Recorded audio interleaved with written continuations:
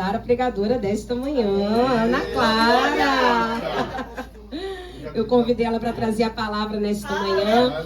Na verdade, essa consagração está sendo dirigida pelas mulheres que têm verdadeiramente a cada dia se separado, né, para o Senhor. Eu vejo isso na vida de cada uma de vocês. Não é só aquelas que estão no púlpito, mas aquelas que estão aí segurando a corda em oração, aquelas que estão aí intercedendo, orando, se fazendo presente como servas do Senhor. Então, nós estamos aqui nesta manhã para celebrar aquele que tem nos sustentado. Amém? Amém? Minha filha, que Deus te use, tá? Glória a Deus. Aleluia. Saúde a igreja com a paz do Senhor. Amém? Amém. Glória a Deus por essa manhã gloriosa, onde desde o louvor o ambiente todo está sendo preparado para um milagre. Aleluia. Eu creio que essa manhã será uma manhã de sobrenatural. Amém? Você crê nisso? Glória a Deus. Então, eu te convido a abrir a sua Bíblia no segundo livro dos Reis, capítulo 4. Quando a minha mãe me convidou para trazer a palavra, a gente começa a ficar em espírito de oração para a gente saber o que o Senhor quer falar com a igreja. E aí ele me lembrou de uma palavra que estava no meu bloco de notas de novembro de 2024. E o Senhor me deu essa palavra, eu ia pregar na célula da faculdade, mas acabou que as nossas aulas terminaram antes, eu não preguei lá e ficou guardada. E por jesuicidência, era uma mensagem que era sobre uma mulher. Então eu creio que o Senhor tinha reservado essa palavra para essa manhã, para esse tempo, e eu creio que será uma manhã de milagres. Amém? Aleluia. Segundo Reis, capítulo 4. A partir do versículo 8, eu vou ler na versão NVT, porque é uma versão que eu acho mais fácil pra gente entender. Então vai estar passando aí também no monitor se você quiser acompanhar, mas se não, acompanhe na sua Bíblia mesmo. Vamos lá, versículo 8 diz assim: Certo dia, Eliseu foi à cidade de Sunem. Uma mulher rica que morava na cidade o convidou para fazer uma refeição em sua casa. Depois disso, sempre que ele passava por lá, parava na casa dela para comer.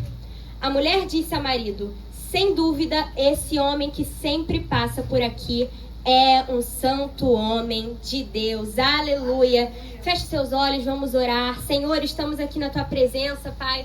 E eu quero te pedir que o teu Espírito Santo, Pai, fale conosco nessa manhã, Senhor. Aleluia. Que o Senhor encontre em nós um coração com uma terra fértil, Pai, que está pronto para ouvir a tua palavra e para receber. E que essa palavra gere vida em nós, gere ressurreição em nós. Porque eu creio que nessa manhã será uma manhã de milagres, em nome de Jesus. Amém? Amém. Bom, nessa manhã nós vamos falar sobre uma mulher, a famosa Sunamita, que com certeza você já ouviu falar, uma mulher que morava na cidade de Sunem. E essa mulher, ela nunca imaginou que um simples ato de hospitalidade, de hospedar a unção na sua casa, a faria viver uma vida de extraordinário. Então o tema dessa manhã é hospedando a unção. Amém? Você deseja hospedar a unção nessa manhã? Mas eu quero te dizer que então você tem que estar preparado para viver o novo de Deus. Porque quando a gente hospeda a unção, quando a gente hospeda a presença do Senhor na nossa vida, nós viveremos milagres. É verdade. Então eu separei alguns pontos para a gente conversar nessa manhã sobre hospedar a unção. E o primeiro ponto que eu quero falar é que nós precisamos discernir a unção para nos alinharmos com o agir de Deus. Irmãos, aos olhos humanos, Sunamita era uma mulher completa e satisfeita. O versículo 8 fala aqui que ela era uma mulher rica. Ela tinha um marido. A gente vai ver mais pra frente no versículo 13 que ela era bem amparada pela família. Então, aparentemente, ela tinha tudo que alguém precisava para sobreviver, para viver feliz, para viver bem. Mas dentro dela existia algo, uma fome, uma carência que dinheiro nenhum nesse mundo pode suprir, que marido nenhum, melhor que seja, pode suprir, porque ela tinha uma carência espiritual. Então aquela mulher, ela reconhecia a necessidade que ela tinha de estar perto da unção que havia em Eliseu. Eu imagino aquela mulher, ela viu Eliseu passar na cidade de Sunem e ela olhou para aquele homem e ela falou: tem alguma coisa nesse homem e eu preciso estar perto. Porque quando alguém que carrega a presença de Deus passa ao nosso lado, quando nós vemos a presença do Senhor, nós precisamos reconhecer essa necessidade. Eu preciso estar perto da presença. Mas para isso, nós precisamos de discernimento. Porque a gente vive numa era onde a gente tem muita informação, a gente sabe muito sobre muitas coisas, a gente abre o celular e a gente tem informações a todo momento, mas pouco se fala sobre discernimento, irmãos. A gente vê, até falamos isso na aula de quarta-feira, sobre como é importante o discernimento nos últimos dias, pra gente não ser enganado por falsos profetas, pra gente saber da verdade, porque só a verdade nos liberta. E muitas vezes nós estamos perdendo a oportunidade de viver o sobrenatural porque não estamos discernindo a unção que está passando na nossa frente. Sabe? Deus tem a oportunidade para a gente viver o milagre dele nessa manhã, mas às vezes nós não estamos conseguindo enxergar que a presença dele está passando em nosso meio. Sunem era uma cidade que ficava entre Samaria e o Monte Carmelo, onde morava o profeta Eliseu. Então você imagina, era uma cidade onde havia um tráfego de pessoas muito grande. Muita gente passava por ali para ir no Monte Carmelo, para ir a Samaria. Então você imagina se aquela mulher não tivesse reparado em Eliseu. Imagina se aquela mulher não tivesse reconhecido que Eliseu era um homem de Deus. Olha quantos milagres ela deixaria de experimentar. A gente vai ver mais pra frente no texto. Essa mulher viveu o sobrenatural de Deus. E para isso ela precisou discernir a unção que havia na vida dele. Porque quando nós nos alinhamos com a unção profética, nós nos colocamos no caminho para viver o propósito de Deus. Porque o Senhor, ele tem um propósito para cada um de nós. Mas nós nos precisamos alinhar nessa manhã. Então eu peço que nessa manhã o Espírito Santo derrame discernimento sobre nós. Senhor, nós queremos estar prontos para vivermos o propósito e os milagres que o Senhor tem para nós. Aleluia. O segundo ponto que eu quero falar é que a unção requer reforma e transformação. Hospedar a unção requer reforma. Versículo 10 diz assim: vamos construir um quartinho para ele no terraço e mobiliá-lo com uma cama, uma mesa, uma cadeira e uma lâmpada. Assim, quando ele passar por aqui, terá um lugar para ficar. É interessante que aquela mulher, ela começa chamando o profeta para fazer refeições em sua casa. Mas quando chega no versículo 10, ela não se contenta em apenas servir refeições. Ela precisava construir um quarto. Aquela mulher entendia que ela precisava de um relacionamento mais profundo. Ela não queria apenas contatos esporádicos com o profeta, não. Ela falou, eu preciso desse profeta na minha casa. Eu preciso hospedar a unção.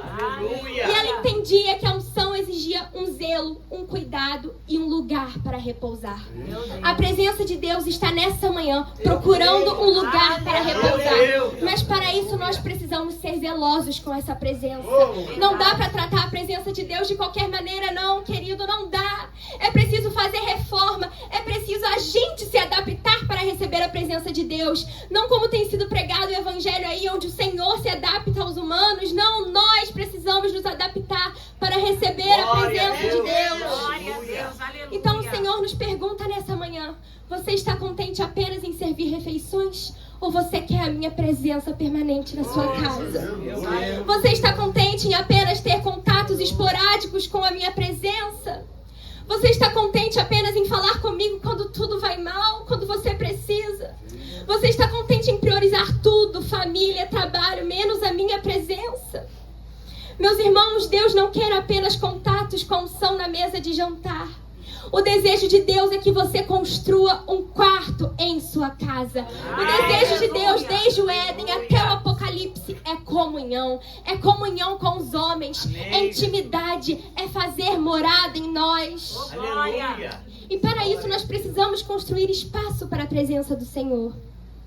O contato com a unção profética deve sempre nos levar a querer mais. É impossível você ter um contato verdadeiro com a presença do Senhor e não querer mais. É impossível você ir para o seu quarto, pegar a sua Bíblia, estudar a palavra do Senhor e não querer mais. É impossível, porque à medida que nós vamos sendo transformados de fé em fé, de glória em glória, quando nós temos contato com essa presença precisa habitar em nós e nós precisamos ter esse desejo. Mas para hospedar a unção é preciso fazer reforma. E não tem como fazer reforma sem gerar desconforto. E aquela mulher entendia isso. Ela falou, não, eu vou receber o profeta, mas eu preciso me preparar para receber essa unção.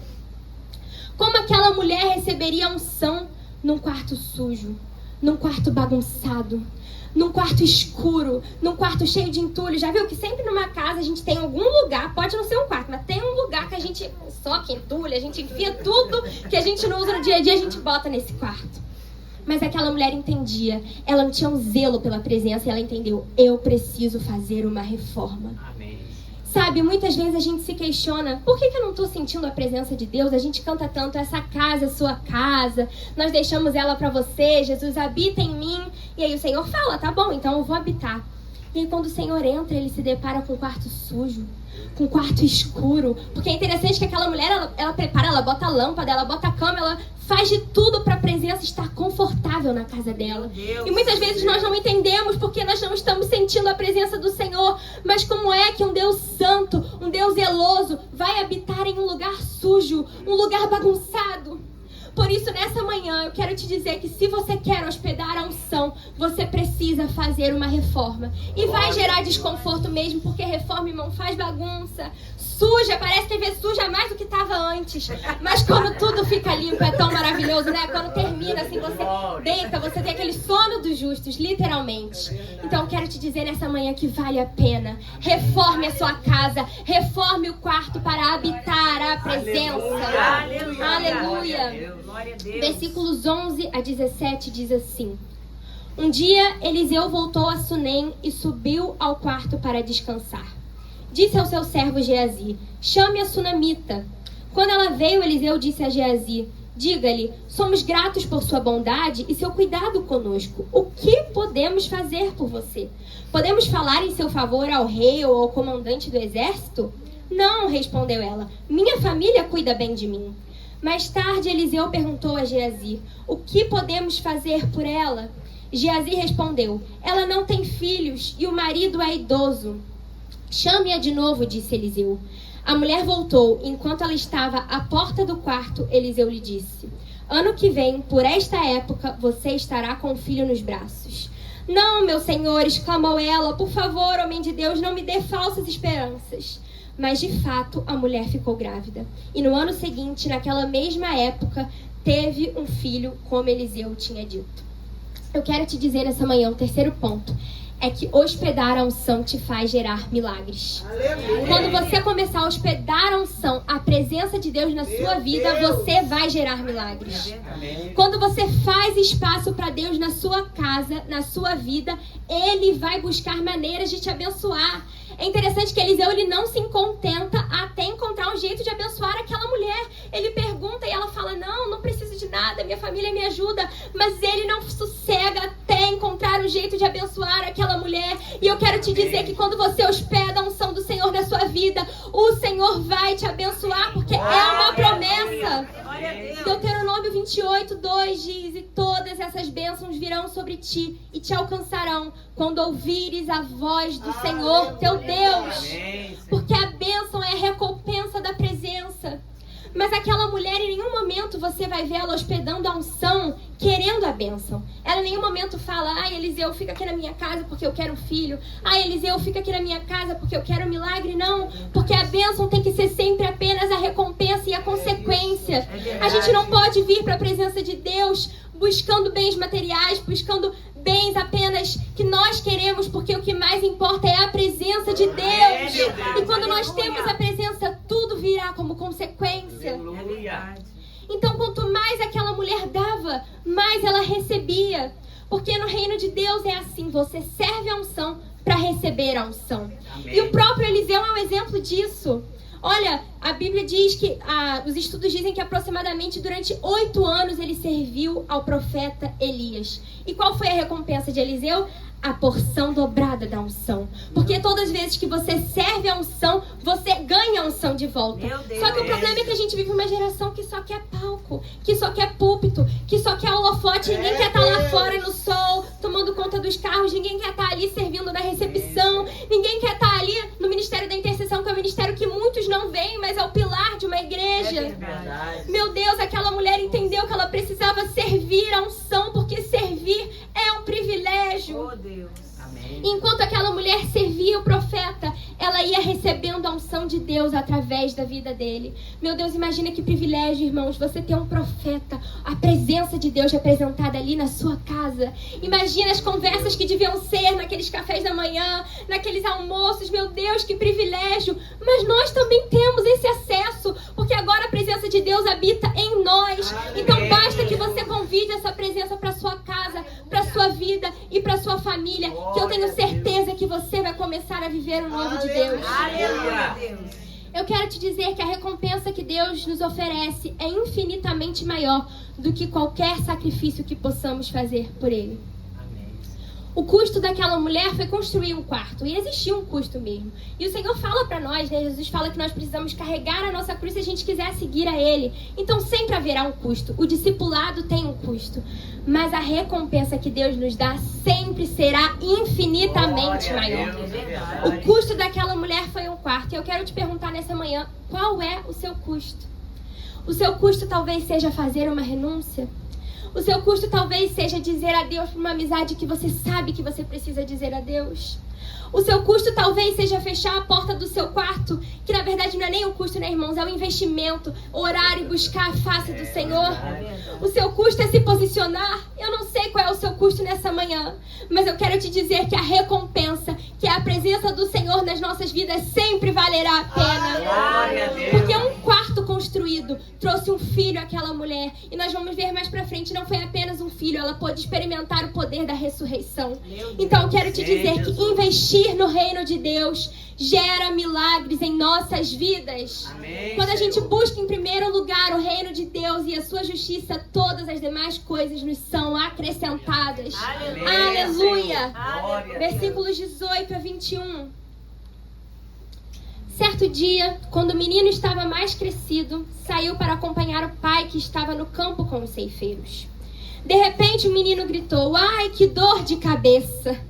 Seu pai disse a um dos servos: "Leve-o para casa, para a mãe dele." Eu amo, né, irmãos? Uma pausa, que o marido da Sunamita, ele era bem tranquilo, né? Ela chega e fala: "Vamos construir o quarto?" Ele nem questiona. O menino passa mal, leva para a mãe dele. Ele era... Se você se identifica, não comente. Se seu marido é assim, dê glória a Deus, amém? Então seu pai disse a um dos servos: "Leve-o para casa, para a mãe dele."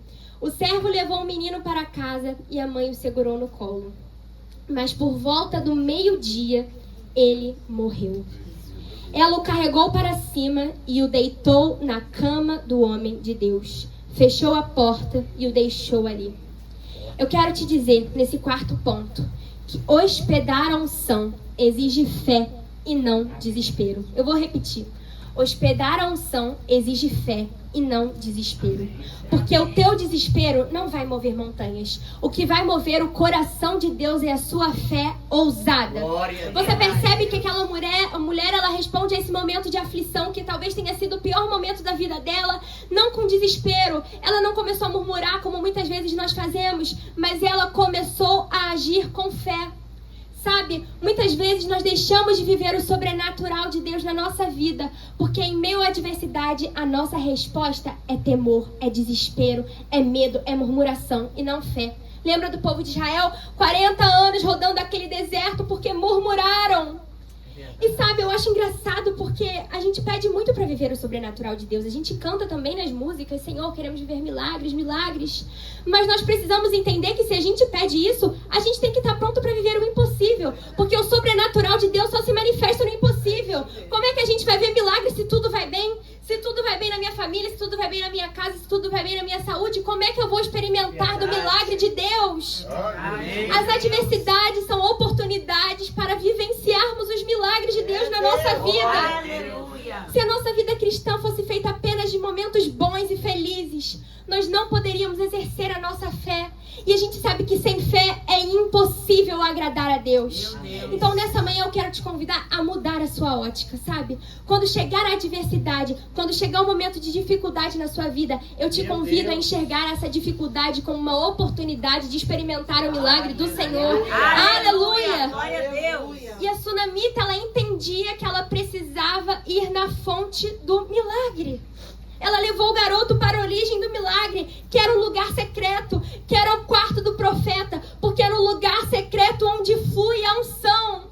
Então nessa manhã o convite do Senhor é: volte para o lugar secreto. Glória. Nessa manhã o convite do Senhor é para que nós possamos apresentar o nosso incrível, aonde tudo começou, no quarto do profeta, no lugar secreto, porque é lá que flui a unção. Aleluia. E haverá muitos momentos na nossa vida em que nós teremos que devolver o nosso milagre para o Senhor. Lembra de Abraão? Abraão, Isaac, o filho amado da promessa. O Senhor fala, então tá bom, Abraão, agora me sacrifica. Aquele filho amado, o milagre que ele tanto esperava, agora Abraão teria que devolver para o Senhor. Mas assim como a sunamita, Abraão tinha uma fé que o Deus que proveu o primeiro milagre iria prover novamente. Nós precisamos devolver o nosso milagre muitas vezes para o Senhor, mesmo não entendendo, mas nós sabemos que Ele é um Deus bom, Ele faz todas as coisas cooperarem para o nosso bem. Então Deus que proveu o primeiro milagre vai prover novamente. E aquela mulher entendeu isso. Ela era rica, irmãos. Ela podia chamar os melhores médicos da cidade. Ela podia ter posto o menino no hospital, na cama dela. Não, mas ela colocou na cama do profeta. Meu Deus. E sabe o que é interessante? A sunamita, ela não quis consolação divina. Ela quis intervenção divina. Porque ela não se contentou com a morte do menino. Então, nessa manhã, eu quero te convidar. Porque muitas vezes a gente se coloca no lugar de vitimismo, sabe, irmãos? Mesmo tendo um Deus tão poderoso, tão maravilhoso, a gente se coloca no lugar que a gente fica, Senhor, tadinho de mim, meu filho morreu, eu tô sem emprego, meu marido não se converteu, meus filhos não estão como eu queria. Mas eu te convido, meu irmão, nessa noite, não queira consolação divina, queira intervenção divina, porque ainda tem vida aí. E aquela mulher entendia isso. Então te convido nessa manhã a usar a sua fé. O Senhor quer de nós uma fé ousada, uma fé que entende que ainda não acabou, que ainda existe vida. Eu te convido a lutar por mais do Senhor nessa manhã. Irmãos, a gente tem tantos milagres na palavra do Senhor. E às vezes a gente se pergunta, eu acho que talvez já tenha passado em algum momento na sua cabeça, por que a gente vê tantos milagres na Bíblia, mas a gente não vê nos dias de hoje? A gente vê ressurreição na Bíblia, a gente vê cura na Bíblia, e às vezes a gente olha ao nosso redor e a gente não vê a manifestação do Senhor, mas o Deus da Bíblia continua sendo o mesmo. Então quem tem que buscar somos nós. Nós é que precisamos nos posicionar e clamar por essa presença e lutar por essa presença, porque é o mesmo Deus que fez uma vez, pode e vai fazer de novo, e de novo, e de novo, e de novo, porque Ele é Deus. Glória a Deus. Então a sunamita, ela quis a intervenção divina. Vamos ler o versículo 22.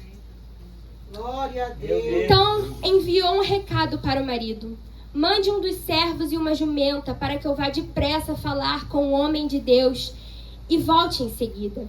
Por que hoje? Perguntou ele. Não é a festa da lua nova e nem sábado. Ela, porém, respondeu: não se preocupe. Então ela mandou selar a jumenta e disse ao servo: rápido, só diminua o passo quando eu mandar. E partiu para encontrar-se com o homem de Deus no Monte Carmelo. Quando ele a viu à distância, disse a Geazi: olhe, lá vem a sunamita. Corra ao seu encontro e pergunte: está tudo bem com a senhora, com seu marido e com seu filho? A mulher respondeu: sim, está tudo bem. Essa famosa frase, né? Vai tudo bem. Mas quando ela chegou ao homem de Deus no monte, abraçou os pés dele. Geazi quis afastá-la, mas o homem de Deus disse: deixe em paz. Ela está profundamente angustiada, mas o Senhor não me revelou o motivo. Então a mulher disse: acaso eu lhe pedi um filho, meu Senhor? Não lhe disse que não me desse falsas esperanças? O que eu quero dizer nesse quinto ponto é que a unção exige medidas radicais. Repita comigo: a unção exige medidas radicais. Irmãos, pensa comigo. Não é normal você deixar o filho morto em casa, pegar um jumento e ir atrás de um profeta. Meu Deus, eu acho muito difícil falando agora para as mulheres, alguma de nós deixar um filho morto em casa, deixar um marido passando mal, deixar alguma situação mal resolvida, pegar um jumento e ir atrás do profeta. Era uma medida radical. E o marido da sunamita fala, né? Não é festa da lua nova e nem sábado, porque esses dias eram dias onde não se trabalhavam. Então, teoricamente, seria o dia para ver o profeta. Ou seja, o filho da sunamita morreu, digamos assim, nos nossos dias de hoje, num dia útil, talvez de uma segunda, sexta, em algum dia da semana, onde para muitos não era um bom dia para encontrar o profeta. Afinal, todos estavam trabalhando. Quem é que vai encontrar o profeta num dia de semana? Porém, eu quero te dizer que nós precisamos, muitas vezes, quebrar as rotinas da nossa vida para experimentar o novo de Deus. Meu Deus, aleluia. A gente pede para viver o novo, mas continua com as mesmas atitudes. A gente fala, Senhor, eu quero viver algo novo, mas continuamos a viver do jeito que nós vivíamos. Eu quero te dizer nessa manhã que se você precisa de um milagre, você tem que se posicionar.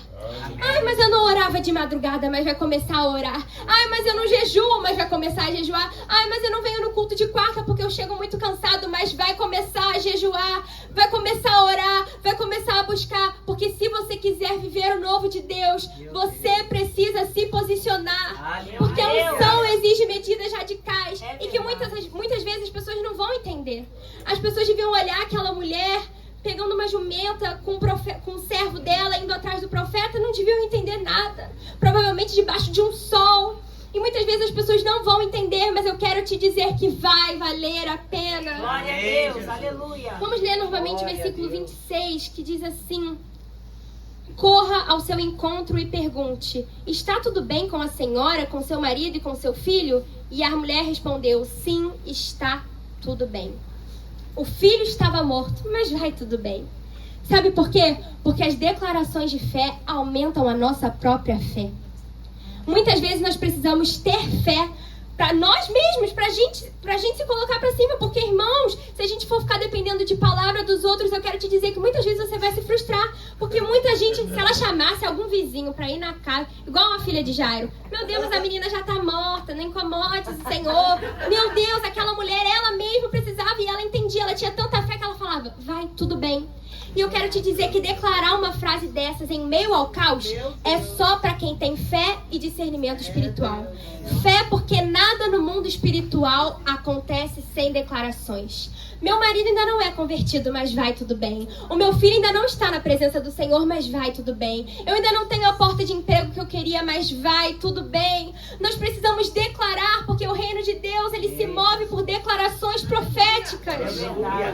Lembra de Gênesis 1? Quando a palavra de Deus entrou em contato com o Espírito que pairava sobre as águas, existiu uma combustão que gerou vida, que gerou criação. Então quero te dizer nessa manhã que quando você começar a liberar palavras de fé, palavras de esperança, e a sua vontade se alinhar com a vontade do Senhor, vai nascer de novo, vai ter vida ali. Então aquela mulher, além de fé, ela tinha discernimento, porque ela entendia que Geazi não iria resolver o seu problema.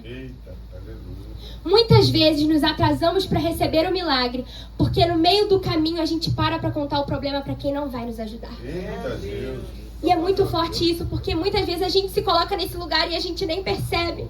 Imagina se aquela mulher encontrasse ele no meio do caminho e ela decidisse contar para ele. Eu tenho certeza que ela ia talvez começar a chorar. E ela ia falar: Geazi, você não sabe o que aconteceu, meu filho morreu, o profeta me prometeu e agora ele está lá morto na cama. Depois dela contar toda a história e chorar, ele ia falar: tá bom, mas agora a gente vai ter que ir lá para Eliseu, porque é ele que vai resolver, não sou eu. Então você imagina o tempo que aquela mulher ia perder. E muitas vezes nós estamos no caminho para o milagre, no caminho na busca da presença, porque aquela mulher estava indo encontrar o profeta, mas no meio do caminho, ao invés da gente apresentar o problema a Deus, que é o único que pode resolver todas as coisas, a gente está mandando áudio no WhatsApp. A gente tá lá no Facebook: ai, hoje meu marido brigou comigo. Ai, essas pessoas se dizem amigos, mas não são. A gente tá perdendo tempo com quem não vai nos ajudar.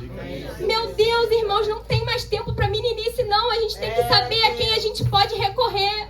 E aquela mulher, ela tinha um propósito e ela falou: vai tudo bem. Porque ela tinha fé e ela sabia que quem iria resolver o problema dela seria Deus através da vida de Eliseu. Vamos ler os versículos 27 e 28 novamente. Mas quando ela chegou ao homem de Deus no monte, abraçou os pés dele. Geazi quis afastá-la, mas o homem de Deus disse: deixa em paz. Ela está profundamente angustiada, mas o Senhor não me revelou o motivo. Então a mulher disse: acaso eu lhe pedi um filho, meu senhor? Não lhe disse que não me desse falsas esperanças? Eu quero te dizer que a angústia e os traumas não impediram a mulher de buscar a fonte do milagre. A Bíblia não fala exatamente se já tinha acontecido alguma coisa com ela, mas muitos estudiosos acreditam que ou ela era estéril, ela talvez já tivesse perdido algum filho, e além disso o marido dela já era mais velho. Então, talvez não, com certeza filhos eram um assunto delicado para ela. Tanto é que ela fala, não me dá falsas esperanças não. Muito provavelmente aquela mulher já tinha passado por um trauma muito grande com relação a esse assunto. Então você imagina a cabeça dela. Já era um assunto difícil. Sabe quando você está relutando para alguma coisa, mas aí você aceita, aí Deus te dá aquele presente. Quando Deus te dá, você fala, agora eu não quero perder. Aquela mulher estava assim. E agora a dor que a sunamita sentia pela morte do seu filho era pior do que o vazio que ela tinha antes de ter ele na sua vida.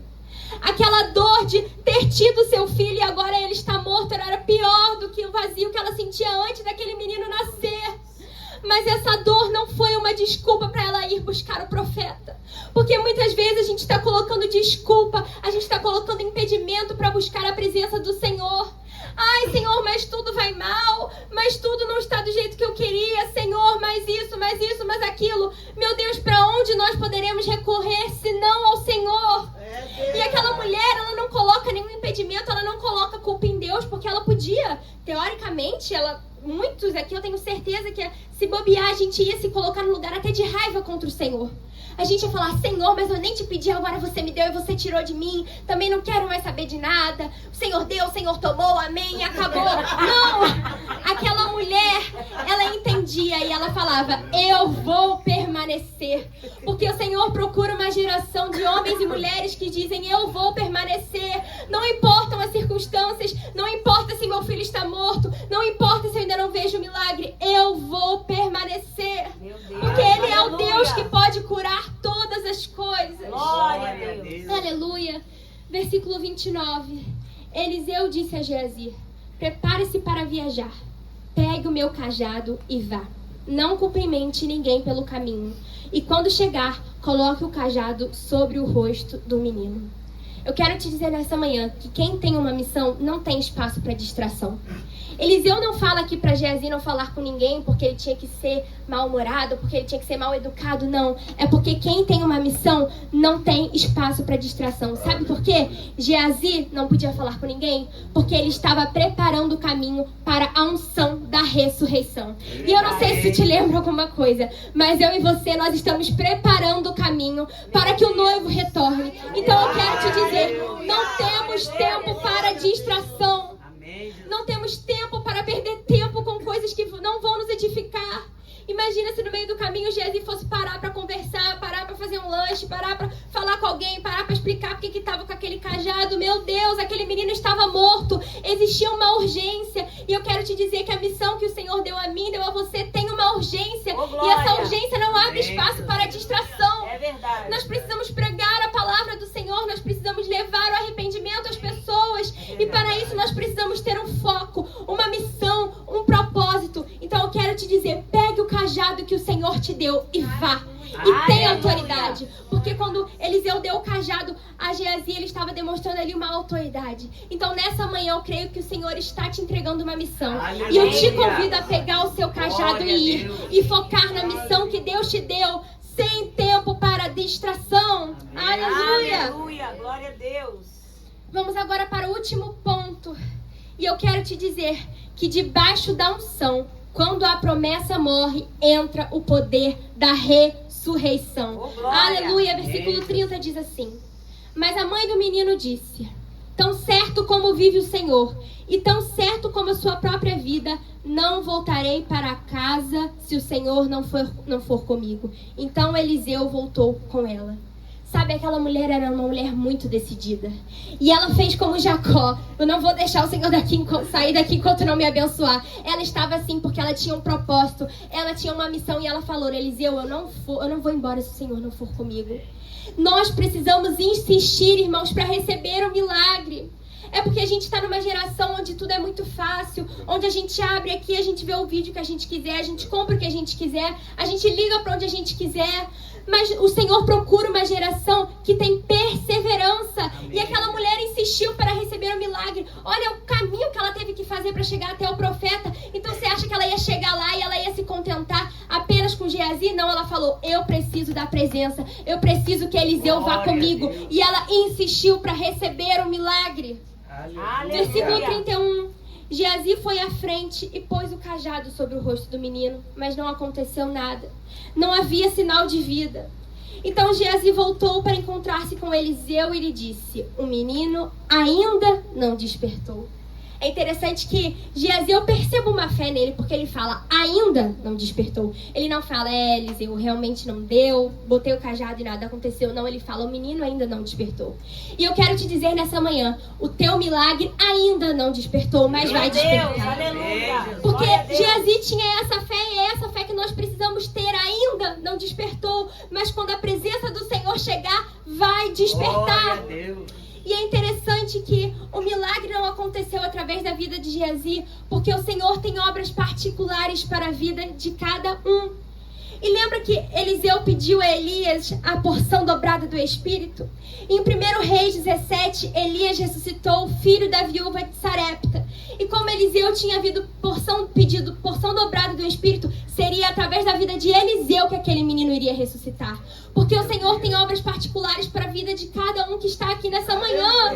O milagre que eu vou fazer, o milagre que Deus vai fazer através da minha vida não vai ser o mesmo que Deus vai fazer através da sua. Porque o reino de Deus é isso, o reino de Deus existe demandas. E nós não precisamos ficar com competição, não. Imagina se Geazi tivesse ficado irritado. Ai, porque eu levei o cajado, coloquei e não aconteceu nada. Só tem presença de Deus na vida de Eliseu? Não, irmãos, nós precisamos de cooperação no reino. E Geazi entendia isso e ele falou, o menino ainda não despertou. Porque o milagre viria através da vida de Eliseu. Oh Deus, aleluia. Versículo 32. De fato, quando Eliseu chegou, o menino estava morto, deitado em sua cama. Eliseu entrou sozinho no quarto, fechou a porta e orou ao Senhor.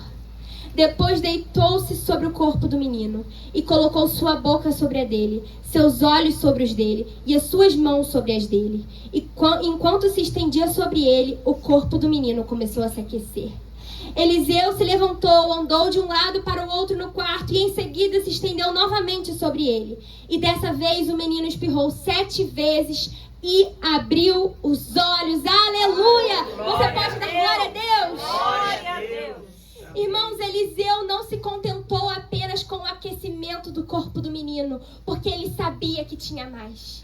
Eu imagino, Eliseu se deitou sobre ele e ele começou a sentir que algo estava acontecendo. O corpo que antes estava gelado começou a se aquecer, mas Eliseu não parou por aí, porque ele entendia que Deus podia fazer mais. Eliseu queria a ressurreição, Eliseu queria a obra completa. E porque muitas vezes eu e você desistimos no meio do caminho. Estamos perto, o menino está quase abrindo o olho. Aí a gente fala, não, acho que não é pra ser. Já está morto mesmo, vamos deixar pra lá.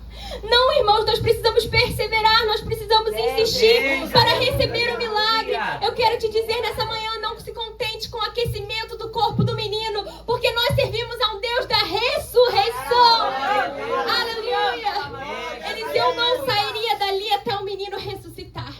Eliseu anda de um lado para o outro. Eu imagino ele conversando com o Senhor. Ah, Senhor, eu sei que o Senhor pode fazer. Então eu não vou sair daqui até esse menino ressuscitar.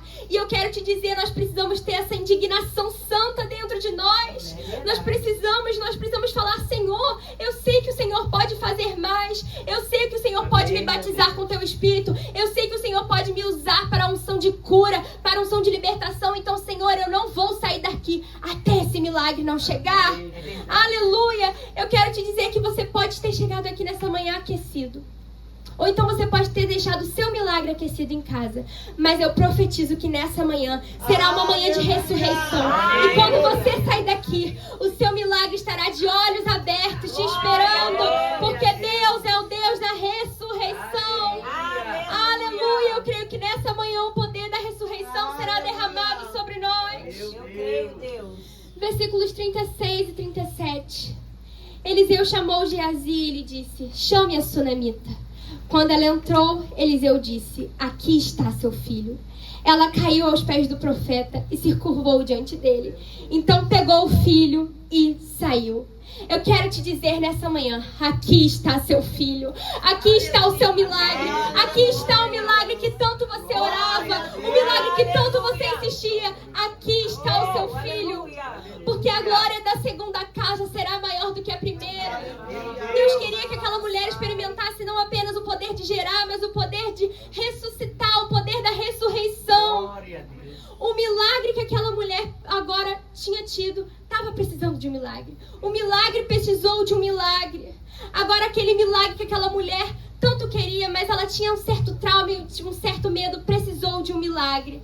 E ela nunca imaginaria que uma semeadura que ela tinha feito há anos atrás seria a provisão necessária para o milagre. Sabe, muitas vezes você tomou alguma decisão na sua vida, você abriu a porta para alguém, porque esse texto fala muito sobre o poder da hospitalidade, sobre hospedar a unção, hospedar a presença. E aquela mulher, ela nunca ia imaginar que um dia que ela convidou um profeta para entrar na sua casa, ela experimentaria tantos milagres como ela experimentou. Então eu quero te lembrar nessa manhã que hospedar a unção requer sacrifício, sim. Tem um custo hospedar a unção, você vai ter que fazer uma reforma, você vai ter que construir um quarto, você vai ter que, sabe, gastar a sua vida para Jesus, mas a recompensa sempre será maior, porque o que começou com uma refeição terminou em ressurreição. Aleluia! O que começou com um simples convite, agora terminou em vida, terminou em milagre, terminou em sobrenatural. Então nessa manhã eu quero te convidar a ficar de pé no seu lugar. E nós vamos clamar pela presença do Senhor. Porque, Senhor, nós não vamos nos contentar apenas com o aquecimento do menino, não, Senhor. Nós queremos ressurreição, porque nós sabemos que o Senhor é poderoso para fazer infinitamente mais. Então, Senhor, nós te pedimos, derrama do teu Espírito sobre nós.